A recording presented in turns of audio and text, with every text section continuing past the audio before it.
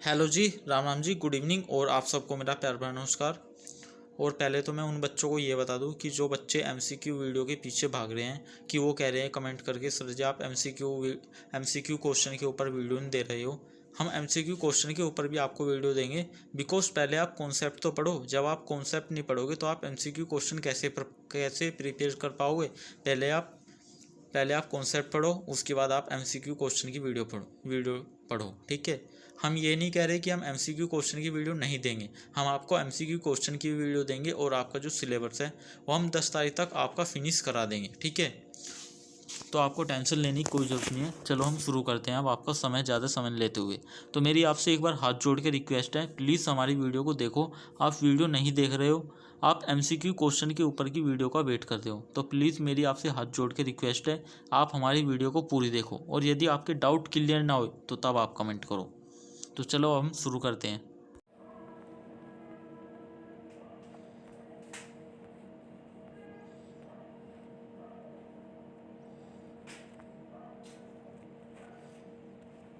तो दोस्तों, जैसे कि हम यूनिट नंबर 1 चल रही थी हमारी और उसका लेसन नंबर 1 हम फिनिश कर चुके थे। और आज की हम इस वीडियो में जो यूनिट नंबर 1 का जो लेसन नंबर 2 है इसको पूरे को फिनिश कर देंगे। और इसके बाद हम आपको एक क्लास और देंगे एमसीक्यू क्वेश्चन की। और बच्चों, मेरी आपसे रिक्वेस्ट है, आप बिल्कुल भी जो हम क्लास दे रहे हैं कॉन्सेप्ट की उस क्लास को आप नहीं ले रहे हो। क्योंकि अगर जो आप इस क्लास को नहीं लोगे तो आप एमसीक्यू क्वेश्चन करने में आपको बहुत परेशानी आएगी। आप रट्टा मार सकते हो सिर्फ एमसीक्यू क्वेश्चन का। यदि आप इस चीज़ को या हमारी इस क्लास को ले लोगे तो मैं गारंटी के साथ कह रहा हूँ आपको एमसीक्यू क्वेश्चन याद करने की भी ज़रूरत नहीं पड़ेगी। आप उसे बहुत अच्छे से कर सकते हो। तो बच्चों, मेरी आपसे रिक्वेस्ट है, हाथ जोड़ के आप प्लीज़ हमारी इस क्लास को लो और जो इससे पीछे की हमने क्लास डाली है उसको भी लो। और मेरा ये आपसे वादा है कि आपकी 10 तारीख तक ये बुक आपकी ख़त्म हो जाएगी। चाहे मुझे एक दिन में 2 वीडियो अपलोड करनी पड़े, चाहे 3, ठीक है। और हो सकता है कुछ फैमिली रीजन की वजह से वीडियो नहीं आ पा रही थी हमारी, एक दिन मिसिंग हो जाता है हमारा। मैं कोशिश करता हूँ वीडियो डालने की और जैसे ही अब मुझे टाइम मिला तो मैंने आपके लिए वो क्लास बना दी। तो बच्चों, अब हम अपनी क्लास की ओर चलते हैं। अब बच्चों देखो, ये हमारा लेसन नंबर 2 है और इस लेसन नंबर 2 का नाम है धातु जटिल यौगिकों की ऊष्मागतिकी है। और बच्चों, इसकी हमारी फर्स्ट हेडिंग है, ये है ऊष्मागतिकी स्थायिता। इंग्लिश में कहते हैं हम इसको थर्मोडायनामिक्स स्टेबिलिटी।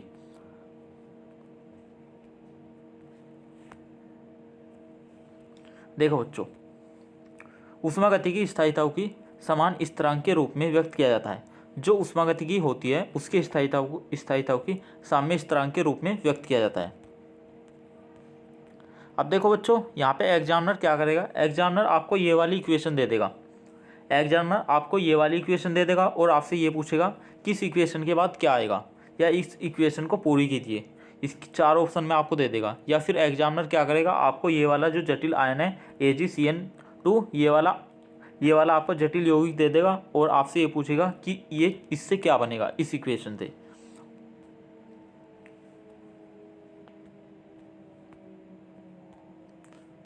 देखो दोस्तों,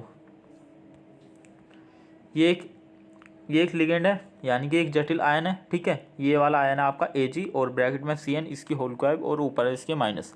देखो अब इससे क्या बनेगा, इससे बनेगा 2N के ऊपर माइनस और Ag प्लस। देखो ये वाला जो Ag होता है इसके ऊपर क्या आता है, इसके ऊपर आ जाता है पॉजिटिव, ठीक है। और प्लस ये वाली जो होल स्क्वायर होती है ये वाली आगे आ जाती है, और प्लस जो ये वाला माइनस ऋण होता है आवेश, ये आ जाता है N के ऊपर, ठीक है। ये आपकी इक्वेशन बन जाएगी एक। ये वाला इस जटिल आयन से क्या बनता है प्राप्त, ये इस जटिल आयन से हमें ये प्राप्त होता है, ठीक है दोस्तों।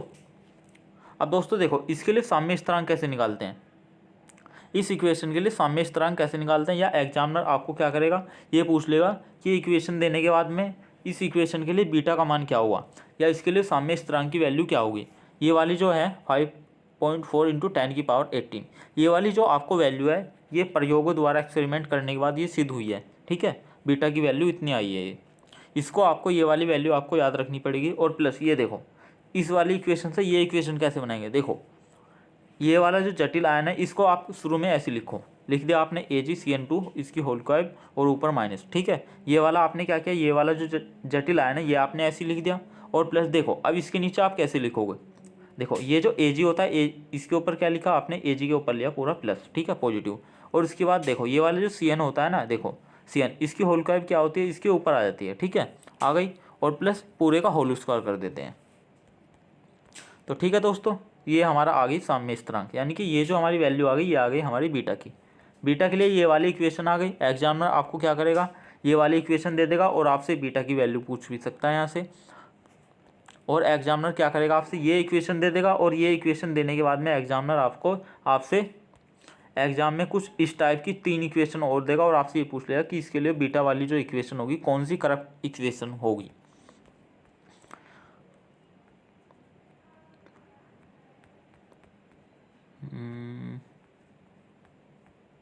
यही है। तो ये वाला हमारा नेक्स्ट पॉइंट है।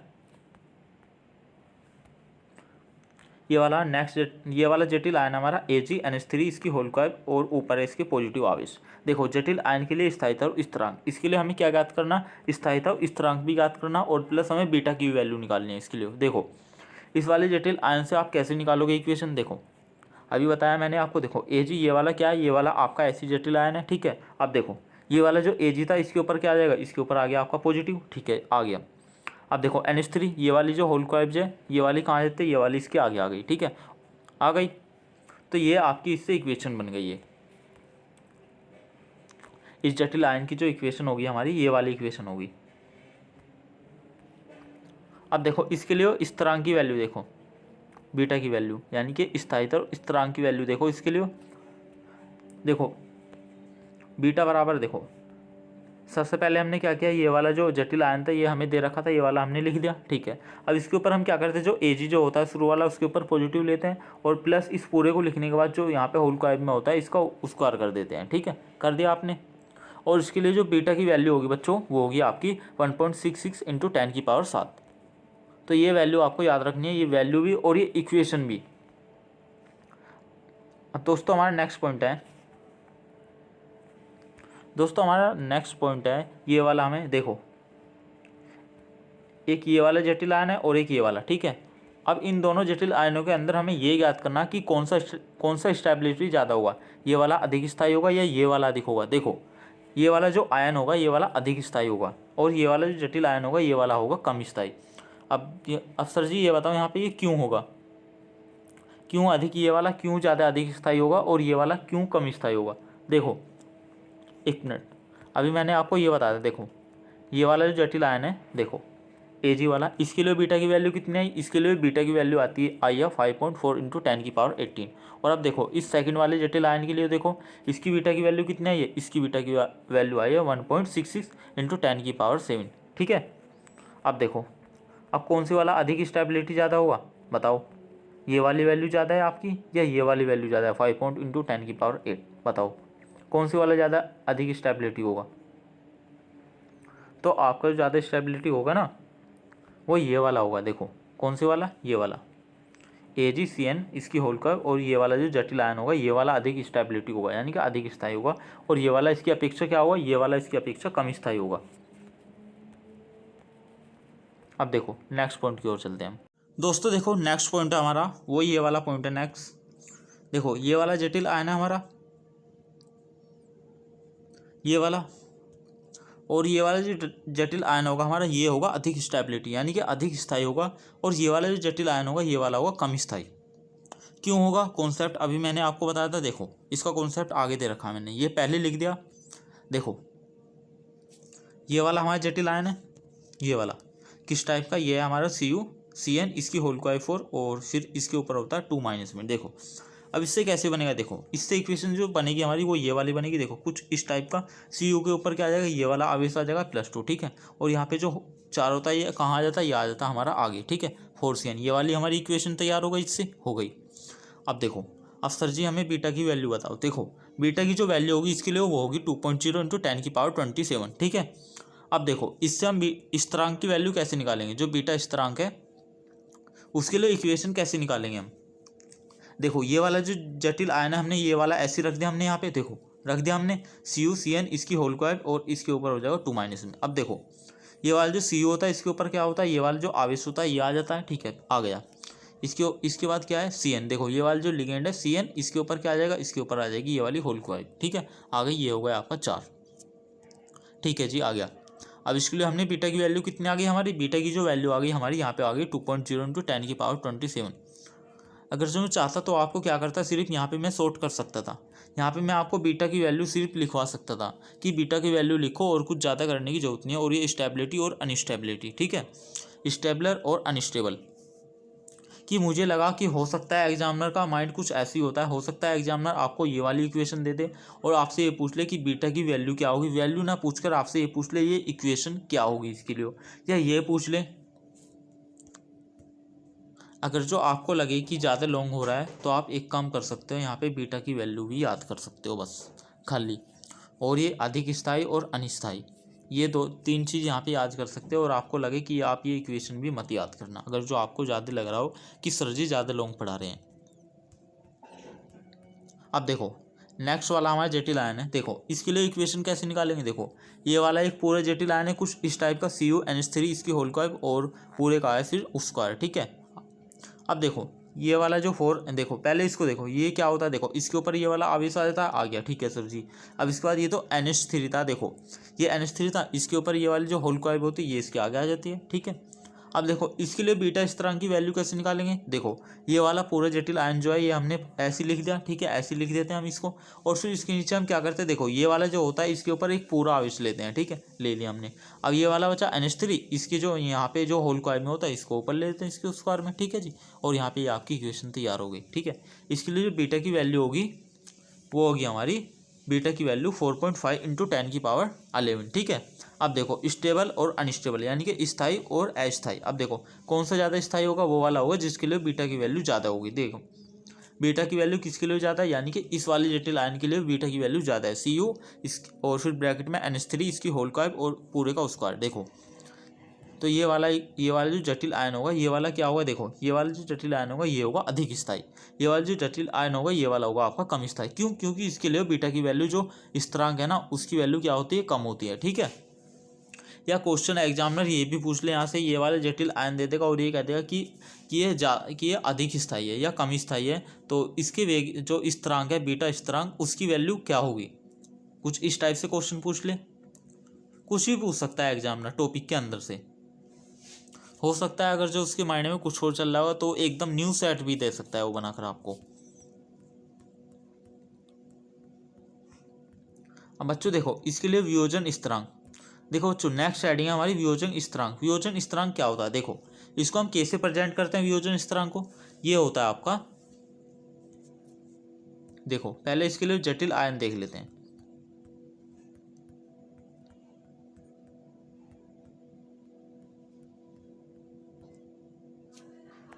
ये वाला पहला आपका जटिल आयन है, देखो ये वाला, एक मिनट, ये वाला AgNH3 इसके ऊपर पॉजिटिव, और सेकंड वाला जटिल आयन ये है, ठीक है।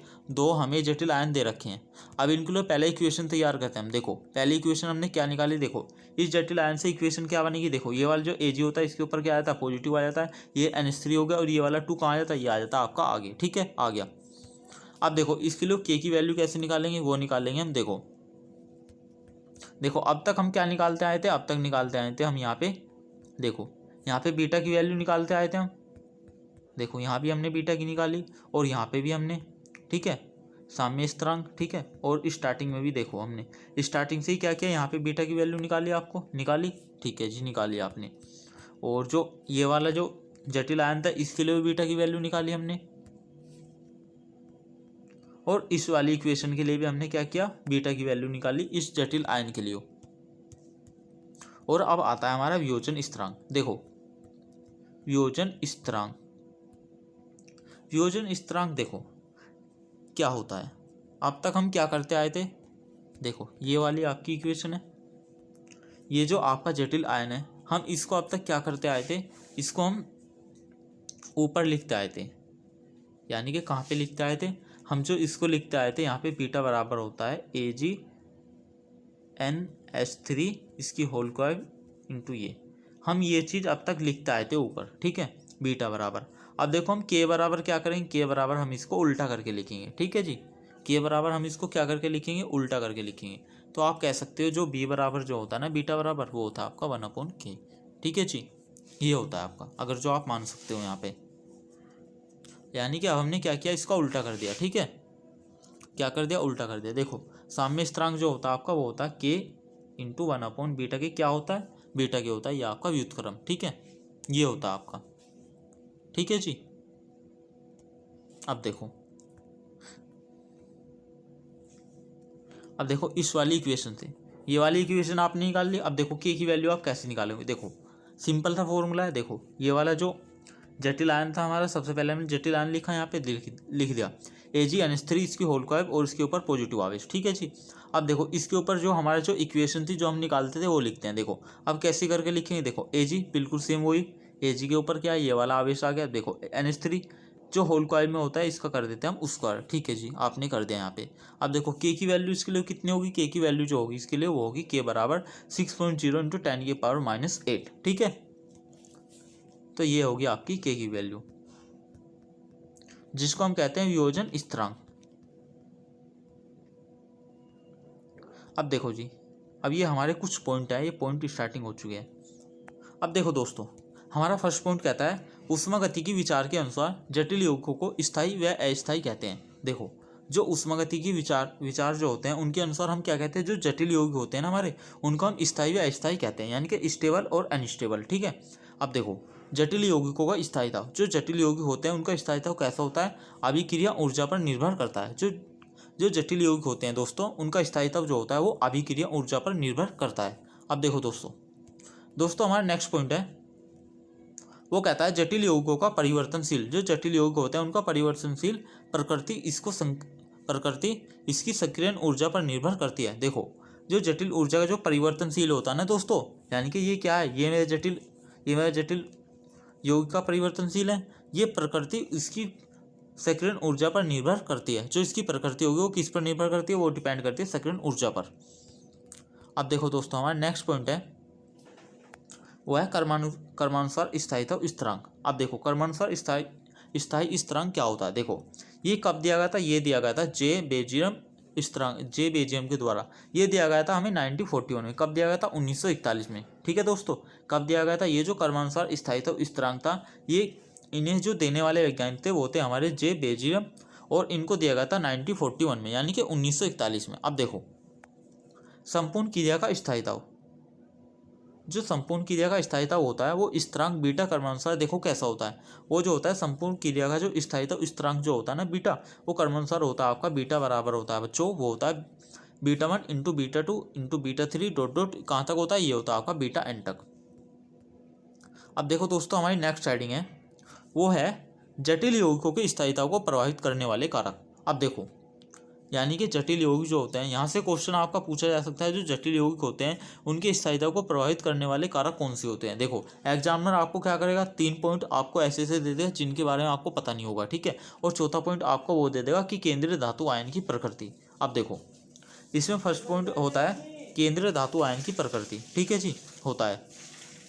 अब जो इसको जो प्रभावित करता है, एक तो आवेश भी करता है, उसके बाद आकार करता है, और तीसरा जो करता है आपका वो करता है विद्युत ऋणता, ठीक है। जो केंद्रीय धातु आयन की जो प्रकृति होती है उसको कौन कौन प्रभावित करता है, वो करता है आवेश करता है, आकार करता है, और विद्युत ऋणीयता करती है। अब दोस्तों देखो हमारा इसी के अंदर नेक्स्ट पॉइंट है, देखो यदि कुछ इस टाइप से लिखा हो, यानी कि Fe आपका क्या होता है, Fe जो होता है आपका वो होता है आयरन, ठीक है जी, होता है। अब देखो Fe के ऊपर कितना चार्ज है, वो है +3, Fe के ऊपर यहाँ पे कितना चार्ज है, +2। अब देखो ये कैसा होगा, ये होगा अधिक स्थायी, यानी कि स्टेबिलिटी, ये होगा कम स्थायी। अब देखो यदि ये अधिक स्थायी है तो हम कह सकते हैं, अगर जो ज़्यादा स्थायी होगा ये, तो इसका आकार जो होगा वो कैसा होगा, वो होगा कम होगा इसका, ठीक है। और यदि कम स्थायी है तो इसका आकार कैसा होगा, यानी कि ज़्यादा होगा, ठीक है।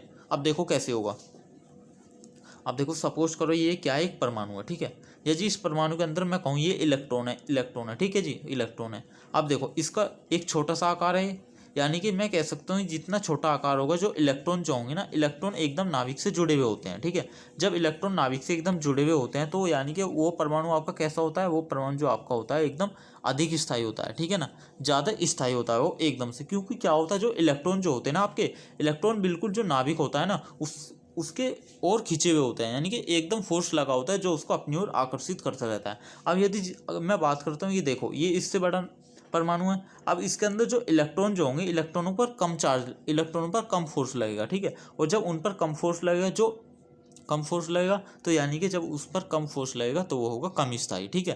क्योंकि इलेक्ट्रॉन जो है, इलेक्ट्रॉन नाभिक से एकदम खिंचे, यानी कि नाभिक की ओर खिंचे हुए नहीं है, यानी कि वे एकदम है ढीले, ठीक है।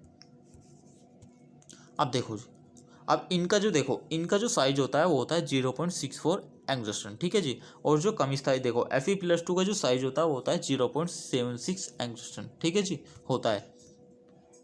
अब देखो नेक्स्ट पॉइंट, देखो आकार, देखो आकार जितना छोटा होगा क्या होगा, स्थायिता होता क्या होगी, अधिक होगी। देखो आकार जो होगा, आकार जितना छोटा होगा स्थायिता क्या होगी, उतनी ही अधिक होगी।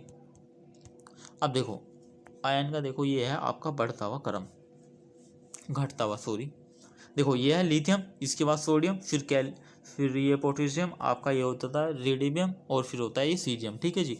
इसके ऊपर पॉजिटिव, इसके ऊपर पॉजिटिव, यानी कि सबके ऊपर पॉजिटिव। देखो इसका आकार कितना होता है, लिथियम का जो आकार होता है बच्चों वो आपका होता है 0.60 एंगस्ट्रॉम। देखो जो सोडियम का जो आकार होता है दोस्तों वो होता है 0.95 एंगस्ट्रॉम, और जो दोस्तों जो पोटेशियम का जो आकार होता है वो होता है 1.33 एंगस्ट्रॉम, और जो आरबी का जो होता है यानी कि रुबिडियम का जो आकार होता है वो होता है 0.48 एंगस्ट्रॉम, और जो सीजियम का होता है वो होता है 1.69 एंगस्ट्रॉम, ठीक है। और एग्जामिनर आपसे ये पूछ सकता है कि आयन का घटता हुआ क्रम बताइए। देखो इसमें सबसे ज़्यादा किसकी है, लिथियम की, उसके बाद किसका, फिर सोडियम, ठीक है जी। सोडियम के बाद कैल्शियम, कैल्शियम के बाद रुबिडियम, ठीक है जी, उसके बाद सीजियम का, ठीक है।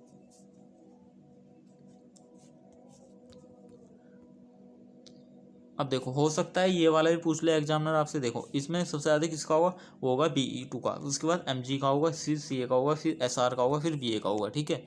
अब देखो इसके अंदर एक अपवाद होता है, क्या होता है अपवाद, वो ये वाला अपवाद होता है। देखो वो ये वाला अपवाद होता है, ये होता है EDTA के साथ। देखो EDTA के साथ जो होता है Mg, देखो कुछ ऐसे भी होते हैं, देखो ये वाला Mg2+, देखो इसके ऊपर और इसके ऊपर, दोनों के ऊपर क्या है, बिल्कुल समान आवेश है। इसके ऊपर +2 है, इसके ऊपर +2 है, यानी कि हम इनमें कम स्थायी कौन सा होगा, कम स्थायी आपका ये वाला होगा। ये वाला क्यों नहीं होगा, देखो ये वाला इसलिए नहीं होगा। देखो इस लाइन को पढ़ो आप, ये पॉइंट कहता है समान आकार के बढ़, देखो समान आवेश के आकार के बढ़ने के साथ साथ जो स्थायित्व जो होता है ना वो घटता जाता है। स्थायित्व क्या होता है, स्थायित्व घटता जाता है। यदि किसी ऊपर समान आकार का आवेश है, इसके ऊपर, इसके ऊपर, इसके ऊपर, यानी कि आप कह सकते हो जितना ज़्यादा समान आकार होगा उसके बढ़ने के साथ साथ जो होगा स्थायित्व जो होती है वो घटती जाती है। अब देखो सेकंड पॉइंट होता है, देखो हमने आपको बताया था इसमें एक पॉइंट, देखो पहला पॉइंट बताया था हमने आपको ये वाला, केंद्रीय धातु आयन की प्रकृति करती है, और जो सेकंड जो प्रभावित करती है इसको, सेकंड प्रभावित करती है लिगेंड की प्रकृति। किसकी करती है, लिगेंड की प्रकृति।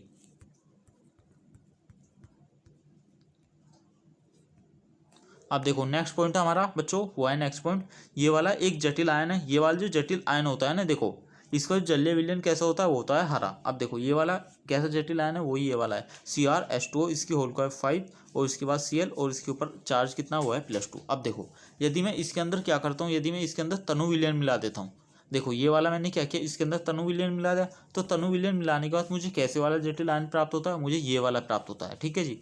और जब ये वाला मुझे प्राप्त होता है, ये वाला जो जटिल आयन होता है ना, ये हमें कैसा रंग देता है, ये हमें देता है बैंगनी रंग का, ठीक है, ठीक है जी। जब इस वाले जटिल आयन के अंदर हम क्या करते हैं, इसके अंदर तनु विलयन मिलाते हैं, तो हमें ये कैसा रंग देता है बच्चों, ये हमें देता है बैंगनी रंग। कैसा देता है, बैंगनी रंग देता है ये हमें, ठीक है जी। अब देखो नेक्स्ट पॉइंट, नेक्स्ट पॉइंट कहता है हमारा, देखो ये वाला एक जटिल आयन है, ये वाला है हमारा ठोस अवस्था का जटिल आयन। देखो CuCl4, ये इसके ऊपर है -2 चार्ज, और ये वाला कैसा जटिल आयन है, ये है ठोस अवस्था का। और ये वाला कैसे रंग का होता है, ये वाला जो होता है ये ठोस अवस्था में पीले रंग का होता है। ये वाला जटिल आयन होता है हमारा CuCl4, इसके उस पर, इसके ऊपर है -2 चार्ज, और ये जो ठोस अवस्था में होता है, ठीक है, ये कैसा होता है, ये रंग देता है हमारा पीला, ठीक है जी। कैसा देता है, पीला देता है। जब हम इस ठोस अवस्था को क्या करते हैं, जैसे हम इसको पानी में घोलते हैं, देखो जब हम इसको पानी में घोलते हैं तो पानी में घोलने पर हमारे पास कौन सा जटिल आयन बनता है, वो हमारे पास ये वाला जटिल आयन बनता है CuH2O4, इसकी होल क्वाइट, ठीक है जी। और इसके ऊपर होता है +2 आवेश। ये वाला हमें जटिल आयन प्राप्त होता है जब हम इसको जल में घोलते हैं। अब देखो कैसे प्राप्त होता है, देखो ये वाला हमारा जटिल आयन है CuCl4, इसके ऊपर +2, ठीक है जी। अब इसकी क्रिया हमने क्या किया, जल के साथ कराई, ठीक है। अब हमने क्या किया, इसकी क्रिया जल के साथ कराई, या हमने इसको जल में घोल दिया, ठीक है जी, घोल दिया आपने। अब देखो यहाँ पे आप एक चीज़ कॉमन देख रहे होंगे, यहाँ पे कितना है, यहाँ पे आपका 4H2O और यहाँ पे कितना 4Cl, ठीक है जी। तो हम क्या करेंगे, यहाँ से जो Cl है ना हमारे, जो हमारे इसके अंदर से क्लोरीन है यानी कि 4Cl को हम यहाँ से बाहर निकाल देंगे, ठीक है जी। बाहर निकल के देखो यहाँ पे क्या रहा है, यहाँ पे CO आ गया हमारा, ठीक है जी। और यहाँ पे जो 4H2O होता है ना, यहाँ पे 4H2O देखो ये वाला हमारा आ गया होल क्वाइब में, ठीक है जी। 4 इनका होल क्वाइब हो गया, ठीक है जी। ये वाला हमें जटिल आयन प्राप्त हो गया। देखो जी हमारी नेक्स्ट हेडिंग है वो है जटिल यौगिकों की संघटन ज्ञात करने की प्रायोगिक विधि। अब देखो इसके अंदर से पहला क्वेश्चन क्या निकलेगा, जो पहला क्वेश्चन आपका ये लिखेगा यहाँ से, जो आपके जटिल यौगिक होते हैं उनके संघटन ज्ञात करने की कितनी विधियाँ, कितनी प्रायोगिक विधियाँ, वो है हमारी 2 विधियाँ। और आपका सेकंड क्वेश्चन क्या निकल सकता है यहाँ से, वो निकलेगा कि जो विधि होती है उससे हम क्या ज्ञात कर सकते हैं, जो विधि के द्वारा क्या चीज़ ज्ञात किया जाता है, यानी कि जटिल योग क्या क्या ज्ञात किया जाता है, जटिल योग के संघटन ज्ञात किए जाते हैं, ठीक है जी। और आपका एक क्वेश्चन और यहाँ से हो सकता है निकल जाए, वो ये निकल सकता है कि जो विधि जो होती है उससे क्या ज्ञात किया जाता है, ठीक है जी। तो हो सकता है आपके 2 क्वेश्चन निकले, यहाँ से 3 निकले, एग्जामिनर के ऊपर है, वो डिपेंड वो क्या करेगा यहाँ से। तो हम देखो पहला पॉइंट है हमारा जो विधि। देखो जो विधि आपको बताने की जरूरत नहीं है, क्योंकि जो विधि जो है काफ़ी बड़ी दे रखी है बुक में, और मैंने ज़रूर नहीं समझा कि आपको बताना चाहिए, क्योंकि पेपर जो होगा आपका MCQ होगा, क्योंकि हमें चाहिए बिल्कुल शॉर्ट, जितना ज़्यादा से ज़्यादा शॉर्ट हो सकता है हमने कोशिश की है करने की। हमारा नेक्स्ट पॉइंट है वो है प्रकाशिक घनत्व, यानी कि जो विधि जो होती है ना, इससे हमें क्या ज्ञात किया जाता है, इससे हमें प्रकाशिक घनत्व ज्ञात किया जाता है, ठीक है। हम इसके अंदर प्रकाशिक घनत्व को ज्ञात किया जाता है। अब देखो नेक्स्ट वाला पॉइंट है हमारा, वो है नेक्स्ट वाला पॉइंट Cm + Cl बराबर होता है C, ठीक है जी। और अब यहाँ पे देखो, और अब यहाँ पे Cm + Cl क्या होता है, देखो जो Cm और प्लस Cl जो होता है ना वो धातु तथा, यानी कि Cm जो है ये हो गया धातु और Cl क्या हो गया ये लिगेंड, ठीक है नहीं।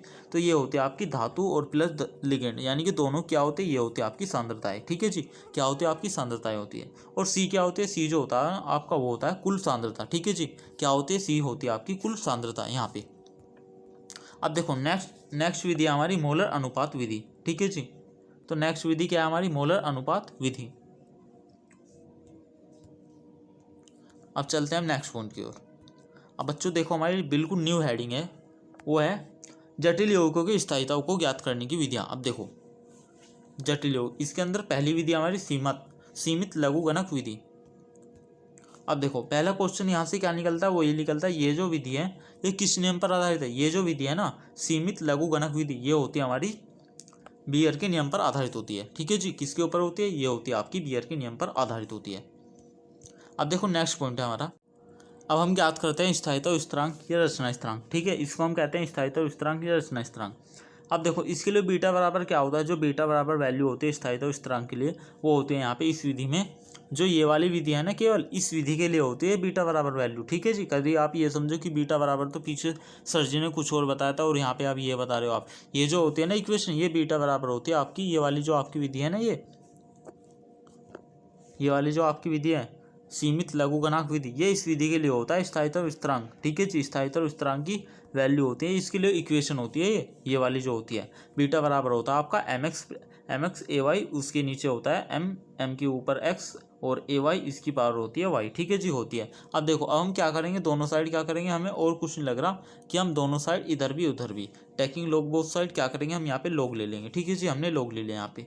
अब आ गया लॉग mx ay। देखो अब यहाँ पे कौन सा फॉर्मूला अप्लाई किया गया है, यहाँ पे जो फॉर्मूला अप्लाई किया गया है आपका मैथ का ये वाला किया गया है, लॉग ये होता है आपका, अब देखो b/a क्या होता है, ये होता है आपका log b minus log a, ये वाला फॉर्मूला अप्लाई किया गया आपके लिए, ठीक है जी। यहाँ पे इधर भी log लेने के बाद ये वाला फॉर्मूला अप्लाई किया गया, यहाँ पे कर दीजिए आपने। देखो log m के ऊपर x ay इसकी पावर में कितना होता है y, ठीक है जी। तो ये आ गया आपका, ये वाला आपका डायरेक्टली आ गया, ठीक है जी। log बीटा बराबर आ गया आपका ये वाला, पहले लिख दिया आपने। इसके बाद होता है माइनस, देखो log m और माइनस log a। अब देखो log में क्या होता है, जो पावर में जो ऊपर सपोज करो log a की पावर b लिखा हुआ, तो यहाँ पे क्या होगा, b जो होता है ना log में वो आगे आ जाता है, ठीक है ना, इसके मल्टीप्लाई में। तो यहाँ पे आगे देखो अब हम क्या करेंगे, ये वाली वैल्यू अपनी जगह और ये वाले जो माइनस माइनस है ना इनको हम इधर ले जाएंगे, ठीक है। log beta plus x log m plus y log a, ठीक है जी, आ गया यहाँ पे। अब देखो हमारा नेक्स्ट पॉइंट है, इसी के अंदर नेक्स्ट विधि है हमारी, वो है सेकंड वाली अनुरूप अवशोषण विधि। सेकंड वाली जो होती है इसके लिए वो होती है अनुरूप अवशोषण विधि। ठीक है जी। अब देखो हमने सपोज किया हमारे पास 2 विलयन है, ठीक है, उनमें धातु आयनों का सांद्रण जो है वो है CM1 और प्लस CM2, ठीक है, और उनके अंदर लिगेंडों का जो सांद्रण है ना क्रम से वो है CL1 व CL2 है, ठीक है। तो जटिल यौगिकों के लिए क्या हुआ, हो सकता है एग्जामिनर आपको ये सारी चीज़ लिख के दे दे कि वो कह दे कि 2 विलियन है, उनके अंदर धातु आयनों का सांद्रण कितना है, एक के अंदर CM1 है और दूसरे के अंदर CM2 है, ठीक है जी। और फिर वो आपसे ये पूछे कि लिगेंड का सांद्रण क्रम से कितना दे रखा, CL1 व CL2। तो जलीय यौगिक के लिए क्या होगा, यानी कि 1:1 अनुपात जलीय यौगिक के लिए क्या होगा, जो उसके लिए जो होगा ना बच्चों वो होगा आपका M1 बराबर CM1 माइनस MA, और A1 की वैल्यू कितनी होगी, A1 बराबर होगा आपका L1 इंटू MA, ठीक है जी, हो गया।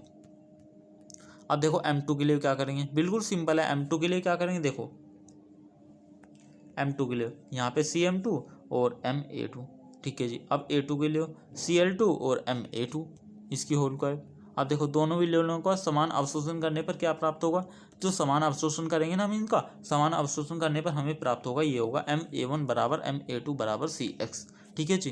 तो यहाँ पे क्वेश्चन आ सकता है ये कि ये जो इक्वेशन होती है, ये वाली इक्वेशन या ये वैल्यू किसके लिए संभव होती है, ये वाली जो होती है ये होती है अनुरूपण अवशोषण विधि के लिए, ठीक है। अब देखो नेक्स्ट हेडिंग है हमारी, वह है समतल वर्गीकार जटिल यौगिकों का प्रतिस्थापन। समतल वर्गीकार जटिल यौगिकों का प्रतिस्थापन अभिक्रिया। अब देखो फर्स्ट पॉइंट कहता है D⁸ इलेक्ट्रॉनिक विन्यास सामान्य रूप से क्या होते हैं, समतल वर्गाकार जटिल यौगिक बनाते हैं। जो आपके D8 जो होते हैं, मतलब जो D8 जो होते हैं आपके, इस तरह के जो आपके इलेक्ट्रॉनिक विन्यास होती है वो सामान्य रूप से क्या करते हैं, वो समतल जटिल वर्गाकार यौगिक बनाते हैं। हो सकता है एग्जाम में ये क्वेश्चन आया हो आपका, ये एग्जाम में क्वेश्चन यहाँ से पक्का आएगा एक, ठीक है जी। D8 इलेक्ट्रॉनिक विन्यास सामान्य रूप से क्या होते हैं, समतल वर्गाकार क्या करते हैं, समतल वर्गाकार जटिल यौगिक बनाते हैं ये वाले। अब देखो Ni2 और प्लस Pt2 इस और Au के ऊपर कितना आवेश है, +3 आदि संकपन धातु आयन की जो समतल वर्गाकार जटिल यौगिक बनाते हैं। यानी कैसा बनाते हैं, ये वाले जो आदि जो समतल धातु आयन जो होते हैं ना, ये इनकी समतल वर्गाकार जटिल यौगिक बनाते हैं, ठीक है जी। कैसे बनाते हैं, ये बनाते हैं आपके समतल वर्गाकार जटिल यौगिक। अब देखो नेक्स्ट पॉइंट है हमारा, वह है समतल वर्गाकार जटिल यौगिकों की प्रतिस्थापन अभिक्रियाओं के वेग को प्रभावित करने वाले कारक। देखो अब जो समतल वर्गाकार जो जटिल यौगिक होते हैं उनके प्रतिस्थापन अभिक्रियाओं के वेग को प्रभावित करने वाले कारक कौन कौन से होते हैं, देखो समझो। देखो ये क्या है, मेरे पास एक जटिल यौगिक है, ठीक है। अब देखो ये जटिल यौगिक है। अब देखो इसमें जो एक हमने 2 इक्वेशन मानी, एक x इक्वेशन मान ली हमने, एक y मान ली, ठीक है जी, मान ली हमने। अब ये जो y है ये है बाहर से आने वाला समूह इस लिगेंड के अंदर, ये जो जटिल यौगिक है, ठीक है जी, इसके अंदर y जो है ये है बाहर से आने वाला समूह, ठीक है। और ये वाला जो हमारा y है, हाँ ये वाला जो हमारा y है ये वाला है आपका लिगेंड, ठीक है जी है। अब देखो ये जो बाहर से आने वाला जो समूह है और ये जो y है, ये y क्या करता है, इस बाहर से आने वाले समूह को, ये लिगेंड है ना, इसको हमने नाम दे रखा है लिगेंड, ये स्वयं क्या करता है, इसको ट्रांस की उपस्थिति में क्या करता है, उसे निर्देशित करता है। यानी कि ये वाला जो x है यहाँ पे, ये इस y को यानी कि स्वयं यानी कि अपने आप ट्रांस की उपस्थिति में निर्देशित करता है। मतलब इसको ट्रांस यानी कि ये क्या है, ये खुद अपने आप में एक ट्रांस है, ठीक है जी। तो ट्रांस की उपस्थिति में क्या करता है, इसको निर्देशित करता है कि आप भी आ जाओ हमारी उपस्थिति में ट्रांस की, ठीक है जी। और ये वाला जो लिगेंड, जो मतलब ऐसे जो लिगेंड होते हैं ना हमारे, देखो जो इस टाइप के लिगेंड होते हैं ये क्या करते हैं, ये वाले लिगेंड जो अभिक्रिया का वेग होता है ना उसको क्या करते हैं, उसको ये प्रभावित करते हैं अभिक्रिया के वेग को, ठीक है जी। जैसे देखो C2H4 इसका ट्रांस इफेक्ट क्या होगा, इसका ट्रांस इफेक्ट जो होगा वो होगा ज़्यादा, और जो Cl का जो होगा Cl का होगा कम। यहाँ से क्वेश्चन आपका आ सकता है एग्जाम में, जो C2H4 जो होता है इसका ट्रांस इफेक्ट यानी कि ट्रांस जो प्रभाव जो होता है वो C2H4 का क्या होता है, वो होता है ज़्यादा है, और Cl का क्या होता है, Cl का जो होता है ट्रांस प्रभाव वो होता है कम, ठीक है जी, होता है। हमारा नेक्स्ट पॉइंट है वो है, देखो निम्न प्रतिस्थापन अभिक्रिया में NH3Cl को ट्रांस की स्थिति में क्या करते हैं। देखो ये जो प्रतिस्थापन अभिक्रिया, इसमें जो NH3 जो होता है ना वो Cl को ट्रांस स्थिति में प्रवेश ना करा के क्या करता है, देखो जो NH3 जो होता है वो Cl को ट्रांस स्थिति में प्रवेश ना करा के C2H4 की ट्रांस स्थिति में क्या कर देता है, उसको प्रवेश कराएगा। अब देखो कैसे कराएगा, देखो C2H4, यहाँ पे Cl, यहाँ पे Cl और इससे Cl, ठीक है जी। इस क्या यानी कि तीनों तरफ क्या जुड़े हुए, यानी कि तीनों तरफ तीनों स्थिति में जुड़े हुए हमारे Cl क्लोरीन। और हमने इसकी क्रिया क्या किया, NH3 के साथ करा दी। देखो अब क्या होगा, देखो यहाँ पे इस पॉइंट में कहा गया है जो NH3 जो होता है, NH3 Cl को ट्रांस की स्थिति में, जो NH3 जो होता है इसको ट्रांस की स्थिति में प्रवेश ना करा के C2H4 की ट्रांस स्थिति में क्या करता है, उसमें प्रवेश करा देता है। जो Cl जो होता है, देखो यहाँ से Cl जो था, ये Cl आपका बाहर आ गया और यहाँ पे क्या हो गया, यहाँ पे आ गया NH3 आ गया जी। अब देखो ये इसने क्या किया, इसको बाहर निकाल दिया। अब देखो इसके अंदर यहाँ से आप ये पूछ सकते हो कि यहाँ पे ट्रांस इफेक्ट किसका ज़्यादा हुआ। जो यहाँ पे ट्रांस प्रभाव जो होगा ना ज़्यादा, वो होगा आपका Cl का, और NH3 का क्या होगा, NH3 का कम होगा। अब देखो, अब यदि ये NH3 कहाँ पे आ जाता है, यदि मैं ये कहूँ कि NH3 ये यहाँ से ना हट के अगर जो यहाँ पे जुड़ता, तो फिर ट्रांस इफेक्ट जो ज़्यादा होता ना, वो जो ट्रांस इफेक्ट ज़्यादा होता फिर होता है यहाँ पे C2H4 का। तो यहाँ पे किसका ट्रांस इफेक्ट ज़्यादा होगा बच्चों, वो होगा आपका यहाँ पे क्लोरीन का होगा, और NH3 का क्या होगा, NH3 का यहाँ पे होगा कम। ठीक है जी, किसका होगा, यहाँ से एग्जामिनर क्या करेगा, आपको ये वाली इक्वेशन दे देगा, और इक्वेशन देने के बाद में आपसे ये पूछ लिया कि इस इक्वेशन के अंदर ट्रांस इफेक्ट किसका ज़्यादा हुआ, क्लोरीन का ज़्यादा हुआ या फिर NH3 का ज़्यादा हुआ। तो ज़्यादा जो होगा ना ट्रांस इफेक्ट, वो होगा क्लोरीन का, NH3 का कम होगा। क्यों होगा, क्योंकि NH3 जो है ना आपका C2H4 के सामने आ चुका है बिल्कुल। ठीक है जी, इसकी ये ट्रांस इफेक्ट के सामने नहीं आया। यदि NH3 यहाँ पे आ जाता है इसके ट्रांस इफेक्ट की स्थिति में, तो उस समय जो यहाँ पे जो होता ना ट्रांस इफेक्ट किसका ज़्यादा होता, फिर होता C2H4 का। देखो ये वाला कॉन्सेप्ट आ गया, ये देखो ये वाला आया था हमारा बन के। ठीक है जी, अब हमने क्या किया, देखो यहाँ पे Cl, यहाँ पे Cl, यहाँ पे Cl, और यहाँ पे हमने जोड़ दिया इस बार NH3। अब इसकी क्रिया हमने किसके साथ कराई, इसकी क्रिया करा दी हमने C2H4 के साथ में। ठीक है जी, करा दी। अब देखो, अब यहाँ से क्या हुआ, एक क्लोरीन यहाँ से बाहर निकल गया, और यहाँ पे क्या आ गया, यहाँ पे आ गया C2H4। ठीक है जी, NH3 यहाँ पे पहले से जुड़ा हुआ है, और ये भी यहाँ पे पहले से जुड़ा हुआ, और यहाँ पे क्या हुआ, यहाँ पे Cl आपका बाहर निकल गया। अब यहाँ पे ये पूछ सकते हो कि ट्रांस इफेक्ट किसका ज़्यादा होगा। अब जो ट्रांस इफेक्ट ज़्यादा होगा ना, वो होगा आपका यहाँ पे किसका होगा, वो होगा C2H4 का। Cl का क्या होगा, Cl का कम होगा। क्यों कम होगा, क्योंकि NH3 जो होता है यहाँ पे NH3 का तो पहले से ही कम था ट्रांस इफेक्ट, और यहाँ पे किसका था, Cl का। ठीक है जी, तो यहाँ पे किसका ज़्यादा होगा ट्रांस इफेक्ट, वो होगा आपका यहाँ पे C2H4 का ट्रांस इफेक्ट क्या होगा, यहाँ पे ज़्यादा होगा। तो यहाँ से आपका क्वेश्चन बहुत ही छोटा सा शॉर्ट में पूछा जा सकता है कि दो लिगेंड दे देगा कि Cl और C2H4 में ट्रांस इफेक्ट किसका ज़्यादा होगा। छोटा सा ही क्वेश्चन आएगा अगर जो यहाँ से आया तो, क्योंकि एग्जामिनर का कुछ नहीं पता है वो टॉपिक्स में से कहाँ से क्या दे दे, और हम कोशिश करते हैं कि जितना हो सके शॉर्ट से शॉर्ट पढ़ा जाए। बच्चों मेरी आपसे रिक्वेस्ट है, एक बार हाथ जोड़ के आप हमारी पूरी क्लास को लो, और जब आपका डाउट क्लियर हो जाए तो हमें बताना। ऐसा कुछ नहीं है कि आपका डाउट क्लियर ना हो, बच्चों आप क्लास नहीं ले रहे हो हमारी, इसी कारण मैं आपकी वीडियो नहीं दे पा रहा। कुछ फैमिली रीजन के कारण नहीं दे पाता, और कुछ मैं इस कारण नहीं दे पाता क्योंकि आप क्लास बहुत ही कम लेते हो। अब देखो नेक्स्ट पॉइंट है, चलो यार कोई नहीं, शुरू करते हैं। नेक्स्ट पॉइंट है हमारा लैंगफोर्ड। देखो लैंगफोर्ड जो थे, लैंगफोर्ड तथा गिरे ने मिलकर क्या किया था, लिगेंडों की ट्रांस प्रभाव को बढ़ते हुए क्रम में दिया था। अब देखो यहाँ से क्वेश्चन आपका निकल सकता है, जो लिगेंड जो होते हैं उनके बढ़ते हुए क्रम में किसने दिया था, यानी कि लिगेंड के ट्रांस प्रभाव को बढ़ते हुए क्रम में किसने दिया था। जो लिगेंड के ट्रांस प्रभाव को जो बढ़ते हुए क्रम में दिया था ना, वो दिया था लैंगफोर्ड ने, और दूसरे वैज्ञानिक थे आपके गिरो वैज्ञानिक। ठीक है जी, इन दोनों वैज्ञानिकों ने मिलकर दिया था ये वाला आपका क्रम। अब देखो यहाँ से आपका एक क्वेश्चन आया हुआ है एग्जाम में। देखो सबसे ज़्यादा इसमें किसका, देखो सबसे ज़्यादा इसमें किसका होगा जो ट्रांस इफेक्ट होगा। देखो ये वाला जो होता है ना, ये वाला चिन्ह, ये होता है आपका बराबर का। Cn और C2H4 इनका क्या है, जो ट्रांस इफेक्ट है इनका होता है बराबर। ठीक है जी, और CO और C2 इनका भी बराबर होगा। अब देखो इसका भी बराबर होगा। इसमें जो सबसे ज़्यादा ट्रांस इफेक्ट होगा वो आपका होगा NO का, उसके बाद उससे कम होगा C6H5 का, और इससे कम होगा SO3H का होगा ट्रांस इफेक्ट, और इसके बाद कम होगा NO2 का। और जो अब देखो, अब यहाँ पे क्या है, यहाँ पे जो I का जो ट्रांस इफेक्ट होगा ना, वो होगा NO2 के क्या होता है, बराबर होता है। तो यहाँ से क्वेश्चन निकाला जा सकता है कि जो I का जो ट्रांस इफेक्ट होता है वो किसके बराबर होता है, वो होता है NO2 के। ठीक है जी, और यहाँ पे जो Br का जो ट्रांस इफेक्ट होता है वो होता है आपका I के बराबर होता है। ठीक है जी, और यहाँ पे फिर Cl का जो होता है ट्रांस इफेक्ट वो होता है Br से कम होता है, और फिर Cl से कम किसका ट्रांस इफेक्ट होता है, वो होता है आपका Py का। यहाँ पे ठीक है जी। और पी वाई से कम किसका ट्रांसफर इफेक्ट होता है, वो होता है NH2 का, NH2, ठीक है जी। और इससे कम किसका होता है, वो होता है NH3 का। और सबसे कम किसका होता है जो ट्रांसफर इफेक्ट, वो होता है आपका H2O का। और सबसे ज़्यादा किसका ट्रांसफर इफेक्ट होता है, वो होता है NO का होता है। सबसे ज़्यादा किसका होता है, वो होता है NO का। क्यों होता है, क्योंकि ये तो बराबर है और ये भी बराबर है और ये भी बराबर है, ठीक है जी। अब देखो नेक्स्ट पॉइंट है हमारा, वो है ट्रांस प्रभाव के सिद्धांत। अब देखो ट्रांस प्रभाव के सिद्धांत कौन से, पहला सिद्धांत हमारा स्थिर वैद्युत ध्रुवीकरण सिद्धांत, ठीक है जी। तो पहला सिद्धांत क्या है हमारा, वो है स्थिर वैद्युत ध्रुवीकरण सिद्धांत। अब इसको दिया किसने था, वो दिया था उन जो वैज्ञानिकों ने दिया था, उनका नाम था ग्रीनबर्ग, ठीक है जी। नेक्स्ट पॉइंट हमारा वो ये कहता है दोस्तों,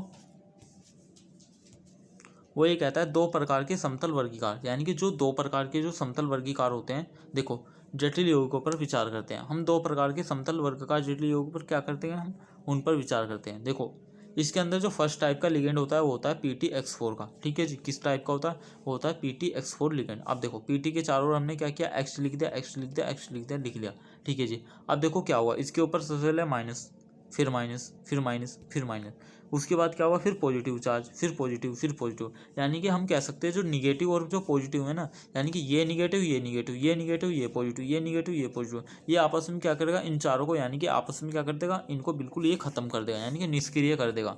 और जिस कारण इनका जो इन चारों में देखो इन जिस कारण क्या, यानी कि ये आपस में एक दूसरे को क्या कर देंगे, आपस में एक दूसरे को ये निष्कासित कर देंगे, यानी कि एक दूसरे को खत्म कर देंगे ये, यानी कि प्लस एक पॉजिटिव, एक प्लस और एक पॉजिटिव, ठीक है जी।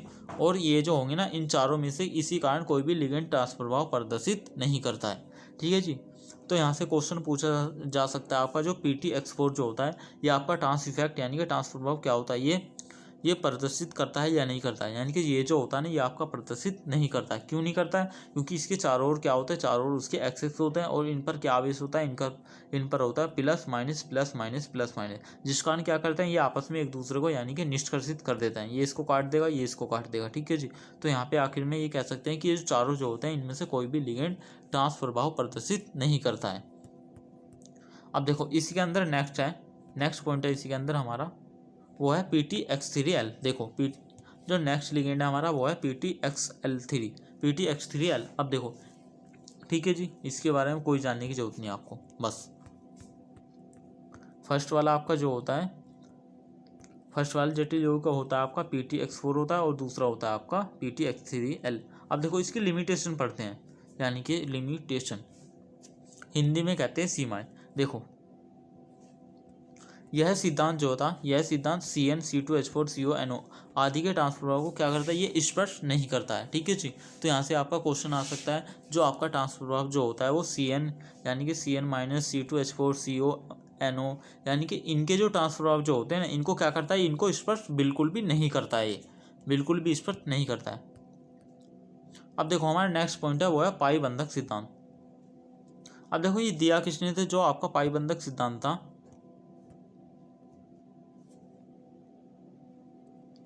वो दिया था हमें चैट ने 1955 में, और दूसरे वैज्ञानिक जो थे वो थे ओग्रेल। अब देखो दो वैज्ञानिक तो ने मिलकर दिया था, ये दिया था 1955 में और ये वाला जो आपको दिया था वो दिया था 1956 में, ठीक है जी। कब दिया था, ये दिया था आपका 1956 में मिलकर। तो दो वैज्ञानिकों ने मिलकर दिया था ये जो पाई बंधक सिद्धांत था, ये दिया था दो वैज्ञानिकों ने मिलकर। पहला दिया था यानी कि चेट 1955 में, सेकंड वाले ने दिया था ओग्रेल 1956 में, ठीक है जी।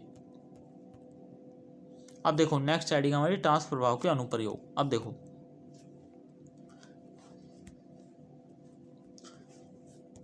यदि ए का ट्रांस प्रभाव, देखो यदि ए का ट्रांस प्रभाव क्या है, यानी कि एक्स निगेटिव, यानी कि इस तरह का है, तब क्या होगा, ए जो होगा ना वो आपका ज़्यादा होगा ट्रांस प्रभाव, यानी कि किसका ट्रांस प्रभाव ज़्यादा होगा, तब होगा ए का ज़्यादा ट्रांस प्रभाव होगा, यानी कि एक्स से, ठीक है जी। अब देखो नेक्स्ट पॉइंट है, तब क्या होगा उस समय, तब जो समावेवी होगा, तब समावेवी P2A4 2+ आयन से क्या होगा, विपक्ष समावेवी। अब देखो यहाँ से क्वेश्चन पूछा जा सकता है, यदि समावेवी है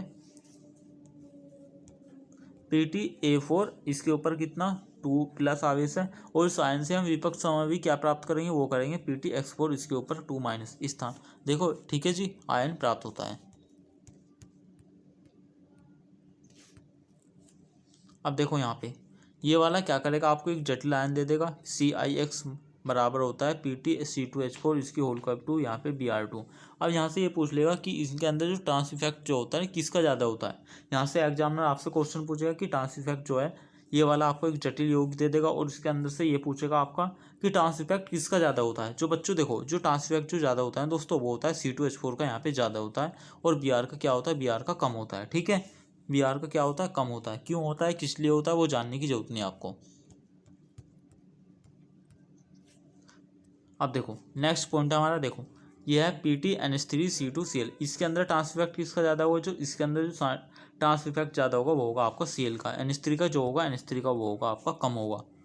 ठीक है जी, होगा। अब देखो दोस्तों हमारा नेक्स्ट पॉइंट है समपक्ष या विपक्ष। ये वाला एक जटिल आयन दे रखा है PTNH3C2H4Cl2 का संश्लेषण। अब देखो इसका ट्रांस इफेक्ट निम्न क्रम कैसे होगा। देखो इसमें सबसे ज़्यादा ट्रांस इफेक्ट किसका होगा। देखो हम एक बार जानते हैं, जो सबसे ज़्यादा ट्रांस इफेक्ट होता है वो होता है C2H4 का। ठीक है जी, होता है। उसके बाद किसका होता है, उसके बाद होता है Cl2 का।